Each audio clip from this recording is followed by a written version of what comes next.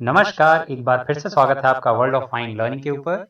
हमने पिछले लेक्चर में chapter 8 limestone and chalk landform को पूरा कर लिया था। आज हम आपके लिए चैप्टर 9 द लेक्स या फिर तालाब जिसे कहते हैं, ये वाला चैप्टर आपके सामने लेकर के आए हैं। तो इस चैप्टर में हम जानेंगे कि किस तरह से लेक्स का फॉर्मेशन होता है दुनिया में। कुछ मेजर लेक्स इनके बारे में भी जानेंगे और क्या कारण है, कितने टाइप्स ऑफ लेक होते हैं, फिर ह्यूमन का लेक्स के साथ हमारा क्या संबंध है, हम किस तरह से लेक्स का इस्तेमाल करते हैं डेली लाइफ में, लेक हमारे लिए कितने एसेंशियल हैं, किस तरह से हमने ह्यूमंस ने लेक्स को अपने फायदे के लिए इस्तेमाल करना शुरू किया है। इन सभी फीचर्स को हम देखेंगे और समझेंगे। तो आइए इस चैप्टर को स्टार्ट करते हैं। But before we start the chapter, आप हमारे काम के लिए हमें एक छोटा सा अप्रिसिएशन गिफ्ट दे सकते हैं by liking our video and subscribing to our channel and also sharing it among your friends. अपने दोस्तों के बीच इस चैनल को अधिक से अधिक शेयर करें ताकि ये चैनल और ग्रो करे और आपके लिए और बेहतर से बेहतर कंटेंट लाया जा सके और आप पढ़ाई को और बेहतर तरीके से एंजॉय कर पाएं। तो आइए जुड़िए हमारे साथ और हम शुरू करते हैं आपके काम की बात। तो लेक्स चैप्टर 9 जीसीलियम स्टार्ट करते हैं। लेक्स धरती पे पाए जाने वाले सबसे कॉमन फीचर्स में से एक है। ये किसी भी हॉलो डिप्रेशन अगर धरती में बना है, उसमें पानी इकट्ठा हो गया तो वो लेक बन जाता है। आमतौर पे लेक का साइज काफ़ी डिफ्रेंशिएटेड होता है और ये एक छोटे से पॉन्ड यानी छोटा सा तालाब से लेकर के बहुत बड़े समुद्र तक के शेप एंड साइज में आ सकता है। तो एज स्मॉल एज पॉन्ड और एज लार्ज एज सी, इतना छोटा है कि इसको पॉन्ड भी बोला जा सकता है और इतना बड़ा भी होता है कि ये क्या कहते हैं इसको, समुद्र के तौर पे भी इसको रिकॉग्नाइज किया जाता है। तो जो छोटा वाला है वो तो कहीं ना कहीं हमने देखा ही होगा, पर जो बड़े वाले हैं उनमें जो एक मेजर है वो है कैस्पियन सी। कैस्पियन सी इतना बड़ा है कि मलेशिया के भी टोटल ज्योग्राफिकल एरिया से ज़्यादा बड़े एरिया में एक्सटेंडेड है उसका टोटल एरिया।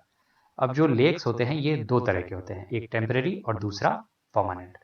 जब बारिश हुआ तो उस डिप्रेशन में, ज़मीन में जो गड्ढा है उसमें अगर पानी भर गया तो वो टेम्परेरी लेक कहलाएगा, क्योंकि ये बारिश का सीज़न ख़त्म होते ही ये पानी वापस इवेपोरेट हो जाता है और वो सिर्फ एक ड्राई पैच ऑफ लैंड के तौर पे बचा रहता है।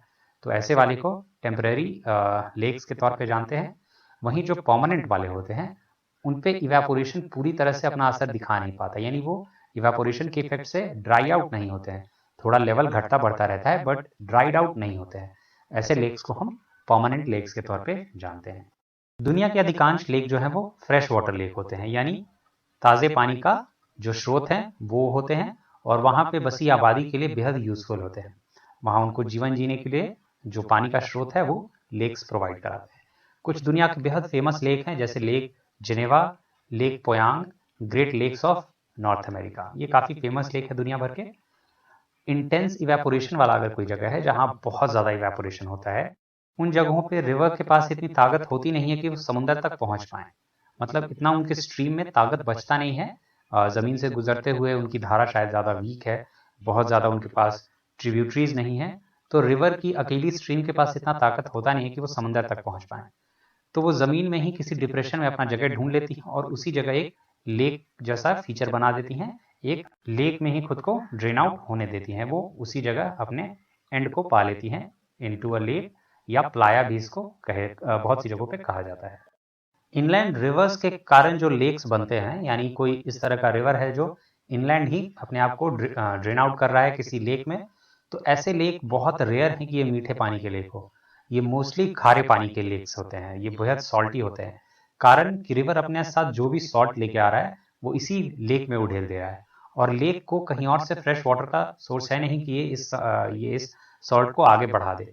तो बहुत हाई इवेपोरेशन के कारण जो इसका पानी बहुत जल्दी जल्दी सूखता है, तो उस पानी का जो सॉल्ट है वो पीछे रह जाता है। और हर बार रिवर तो अपने साथ सॉल्ट एंड वाटर लेके आ ही रहा है, पर जो लेक है वहां पे तो ये वाटर इवेपोरेट हो रहा है और सॉल्ट पीछे रह जाता है, जिसके कारण जो लेक है वो हाईली सलाइन हो जाता है। Some of the best example हैं इसके great salt lake of Utah USA, और one of the best is dead sea, जो कि बेहद सॉल्टी है, 250 पार्ट्स पर थाउजेंड। ऐसे आमतौर पे 30 पार्ट्स होते हैं बट यहाँ पे 250 पार्ट्स पर थाउजेंड, इतना ज़्यादा सॉल्ट यहाँ पाया जाता है। वहीं एक और एग्जाम्पल है ब्लैक सी, जो कि अगेन इनर ड्रेन, एक रिवर जो लैंड के अंदर ही ड्रेन होती है उसका एग्जाम्पल है। उसके कारण बना हुआ ये एक लेक सिस्टम है। तो इस तरह से जो ये प्लाया हो गए या सॉल्ट लेक हो गए, जो सॉल्ट लेक होते हैं उनको प्लायाज के तौर पे जाना जाता है। तो ये कॉमन फीचर है डेजर्ट्स में, रेगिस्तानों में। यानी अगर किसी वजह से रिवर बह के आ रही है, रेगिस्तान के एरिया से गुजर रही है, बट अब उसके पास इतना स्ट्रेंथ है नहीं कि वो आगे फॉरवर्ड हो सके, वो आगे जा सके, क्योंकि अब उसके पास इतना पानी नहीं है, आगे इरोजन करने की ताकत नहीं है, तो वो एक लेक सिस्टम बना देती है। और ऐसा ही inland lake system mostly saline होता है और बहुत ज़्यादा होती है सलाइनिटी। सिर्फ सलाइन कहना तो बहुत ईजी हो जाएगा, हाईली सलाइन हो जाते हैं, एकदम ब्राइन वाला लेवल चला जाता है। बहुत जगहों पे बिल्कुल जो ज़रूरत से ज़्यादा सलाइन होते हैं वो ब्राइन बना देते हैं, एकदम पूरा सॉल्टेड लेक। अभी अभी हमने लेक्स को टेम्परेरी और परमानेंट फीचर के तौर पे भी देखा, पर इन जनरल टर्म्स लेक्स जो होते हैं वो टेम्परेरी ही होते हैं, क्योंकि with the ages, with the time, lake जो है वो सिल्टेशन के थ्रू भर ही जाएगा, या फिर इतना इवेपोरेशन होगा, रिवर अपना चैनल बदल लेगी, कुछ ना कुछ ऐसी घटनाएं होंगी कि विद द टाइम लेक सूखने ही लगता है। इवन कैस्पियन सी तक सूख रहा है, बहुत छोटा बचा है अपने ओरिजिनल साइज पहले के हिसाब से। तो ये सारी घटनाएं हैं जो किसी भी लेक को परमानेंट नहीं होने देती, या तो सिल्टेशन से वो भर जाएगा, या फिर कोई अदर इफेक्ट, चाहे इवेपोरेशन हो या कुछ और हो, वो उसको सुखा देगा। तो ये एक फीचर है कि though we differentiate lake into temporary and permanent, but in common understanding, but in understanding of the geological time period, कोई भी लेक परमानेंट नहीं हो सकता। वो 10 साल, 50 साल, 100 साल में भी 300-400 ईयर्स के बाद ही सही, पर वो लेक धीरे धीरे खत्म होने लगता है। इस तरह का उसका कंडीशन आता है कि वो धीरे धीरे ड्राई आउट हो ही जाता है। तो ये था basic intro to the lake system. जो लेक्स होते हैं, लेक क्या होता है, ये सब हमने बेसिक इंट्रो के तौर पे जान लिया। अब आइए formation and origin of lakes को जानते हैं, यानी किस तरह से लेक्स फॉर्म होते हैं, किस तरह से लेक्स का ओरिजिन होता है। इसके बेसिस पे लेक्स को अलग अलग पार्ट्स में डिवाइड किया गया है। बहुत से पार्ट हैं, 6 पार्ट्स में यहाँ पे बुक में डिवाइड किया गया है, जिसमें से कि पहला जो डिवीजन है वो है lakes formed by earth movement, यानी ऐसे तालाब जो जियोलॉजिकल कंडीशंस के कारण फॉर्म हुए हों, जो धरती में आए ट्रेमर या मूवमेंट के कारण जिनका निर्माण हुआ हो। अब lakes formed by earth movement में दो टाइप ऑफ लेक्स अलग से आ जाते हैं। एक होता है टेक्टोनिक लेक और दूसरा होता है रिफ्ट वैली लेक। आइए हम पहले टेक्टोनिक लेक्स को जानते हैं। अब जब भूकंप आता है तो धरती आगे पीछे हिलती है, इसके कारण बहुत सी जगहों पे डिप्रेशन सा बन जाता है, गड्ढा सा क्रिएट हो जाता है।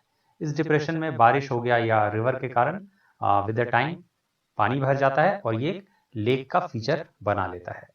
इस डिप्रेशन के कारण मेनी टाइम्स बहुत बड़े लेक बनते हैं। जो धरती का मूवमेंट ही हो रहा है तो मेनी टाइम्स बहुत बड़े बड़े डिप्रेशन हो जाते हैं और बहुत बड़े बड़े लेक्स का भी निर्माण होता रहा है इसके कारण।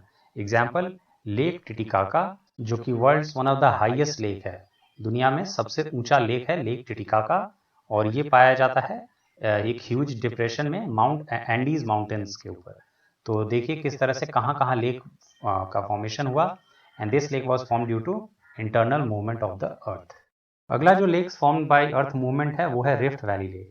रिफ्ट वैली लेक वो वाला लेक है जिसमें हॉर्स्ट और गाबेन जो फॉर्म होता है, जिसमें जमीन का एक हिस्सा अंदर घुस जाता है और एक हिस्सा ऊपर हॉर्स्ट की तरह ऊपर उभरा हुआ होता है। तो जो हिस्सा दब जाता है, अगर वो चारों तरफ से किसी ऊंचे जमीन से घिरा हुआ है, तो उसमें पानी भरने के कारण अगेन वहां लेक वाला फीचर डेवलप हो जाता है। तो जमीन के फोल्डिंग या फॉल्टिंग के कारण जो लेक्स डेवलप हो उनको रिफ्ट वैली लेक्स के तौर पे जानते हैं। आइए कुछ इसके एग्जांपल्स देख लेते हैं। जैसे लेक तंगानिका, ये लगभग 4007 फुट गहरा है और वर्ल्ड्स डीपेस्ट लेक के तौर पे इसको जाना जाता है। ये मलावी में है।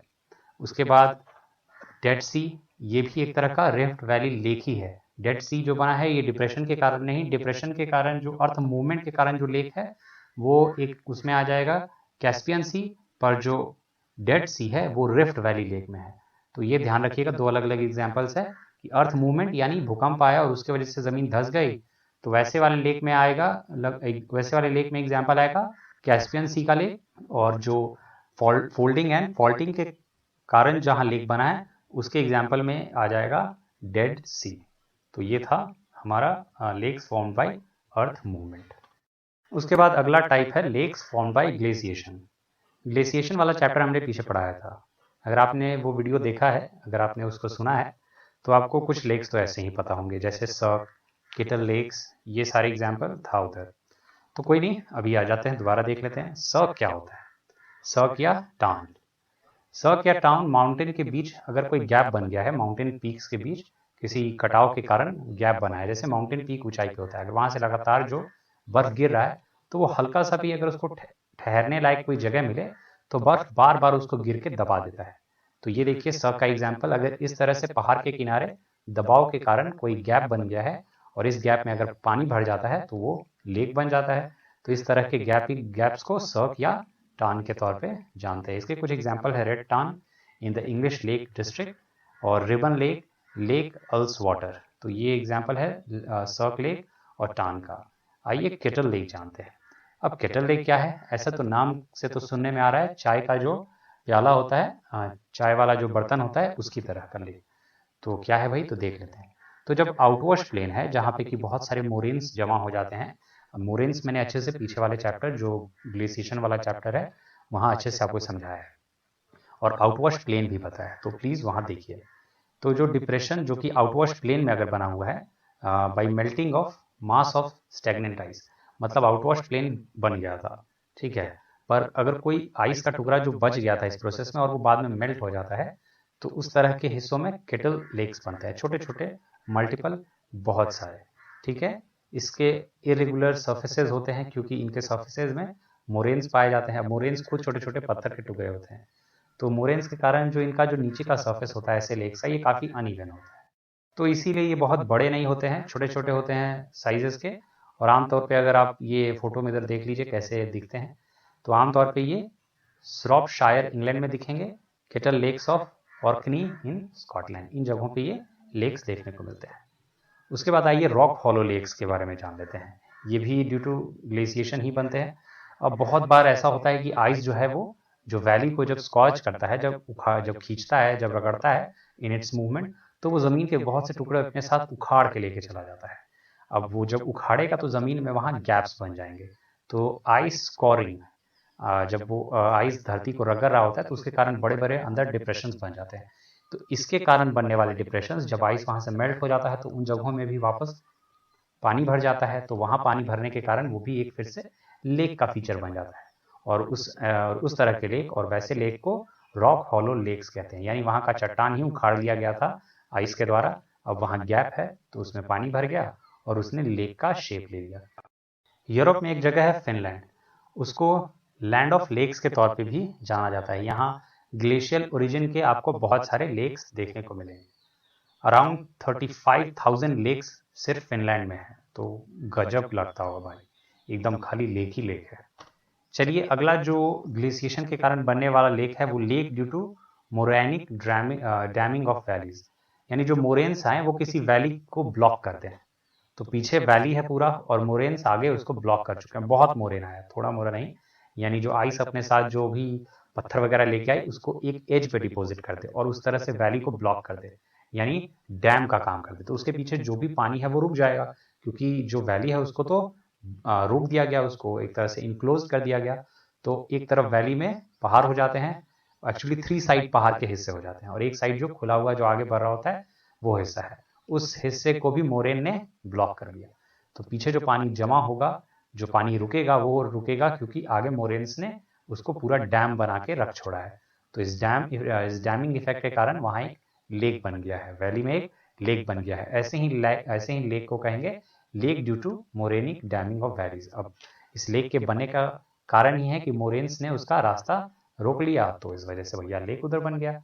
अब अगला जो टाइप है lakes due to deposition of glacial drift, यानी ये वो वाला इलाका है जहां ड्रमलिन्स का फॉर्मेशन होता है। अब ड्रमलिन्स के फॉर्म होने के कारण आपको देखना है कि वहां से आइस का जो मूवमेंट है वो बहुत मुश्किल हो जाता है। अब देखते हैं कि आइस को ड्रमलिन्स के ऊपर से चढ़ के क्रॉस करना पड़ता है। अगर ड्रमलिन्स ध्यान में नहीं है तो एक बार फिर से जो ग्लेशिएशन वाला चैप्टर है उस पर जाइए, देखिए बहुत अच्छे से याद आ जाएगा। तो जो ड्रमलिन्स के ऊपर से आइस को चढ़ के उस तरफ जाना होता है, तो ये एक ड्रिफ्ट वैली क्रिएट करता है, यानी वो बार बार खुद को ड्रिफ्ट कर रहा है इस ड्रमलिन के ऊपर से। तो ड्रमलिन के आगे या बगल में कहीं ना कहीं हल्का सा गड्ढा बन जाता है इस लगातार लग रहे फोर्स के कारण। और इसी ड्रिफ्ट के कारण जो छोटे छोटे डिप्रेशंस बने हैं, वहाँ जब आइस खत्म हो गया तो वहाँ वाटर लॉगिंग हो जाता है और ऐसे छोटे छोटे लेक्स को ही lakes due to deposition of glacial drift कहते हैं। तो ये हो गया भैया हमारा लेक। और जो लेक बने ड्यू टू ग्लेशियर इफेक्ट, ये वाली बात भी हो गई। अब अगला जो लेक हम जानेंगे वो lakes formed by volcanic activities, यानी ज्वालामुखी कारकों के कारण बने हुए लेक्स के बारे में हम जानेंगे। तो पहला है क्रेटर या कैल्डेरा लेक्स जिसको कहते हैं। तो जहां से ज्वालामुखी फटता है उसका जो माउथ होता है उसको क्रेटर या कैल्डेरा के तौर पे वो डेवलप होता है। कैल्डेरा तब होता है जब उसका माउथ ब्लॉक हो गया है और काफी बड़ा माउथ है उसका due two years of volcanic activity, bar bar volcano के कारण उसका माउथ बड़ा होते गया और वो एक क्रेटर का शेप ले लेता है। अब जब बारिश होगी तो उसमें पानी लग जाएगा और वो एक लेक का शेप बना लेता है। बहुत से कैल्डेराज जो कि वोल्केनोज के ऊपर सेटअप है उनमें से लगातार हल्का हल्का धुआं या बुलबुले जैसे निकलते रहते हैं, तो ये भी एक उसका एक फीचर होता है। तो क्रेटर लेक के कुछ बेस्ट एग्जांपल्स हैं crater lake in Oregon USA और लेक तोबा इन नदन सुमात्रा, और एक और है लेक अवर्नस इन नेपल्स। तो ये कुछ एग्जाम्पल हैं कैल्डेरा लेक के। कैल्डेरा या क्रेटर लेक, क्रेटर लेक भी वही है जो उसका गैप है, जो उसका ओपनिंग है, अगर उसमें पानी लग जाता है और वो एक लेक जैसा फीचर बना लेता है तो उसी को क्रेटर लेक के तौर पे जानते हैं। अगला जो है हमारा लावा ब्लॉक लेक्स। लावा जो है जो किसी तरह से ज्वालामुखी से फटा और ज्वालामुखी फटा और उससे जो निकलने वाला लावा है उसने किसी तरीके से जो वैली है, जो रीजन है, उसको ब्लॉक कर दिया है और ज्वालामुखी के बीच में और उस ब्लॉक लावा के बीच में एक डिप्रेशन बन चुका है। ऐसे एरिया में जब लावा सॉलिडिफाई हो जाएगा तो वो तो पानी स्टोर करने का काफ़ी अच्छा जगह बन जाएगा, तो वहाँ जो बारिश होगी उस ब्लॉक्ड एरिया में पानी वहाँ जमने लगेगा।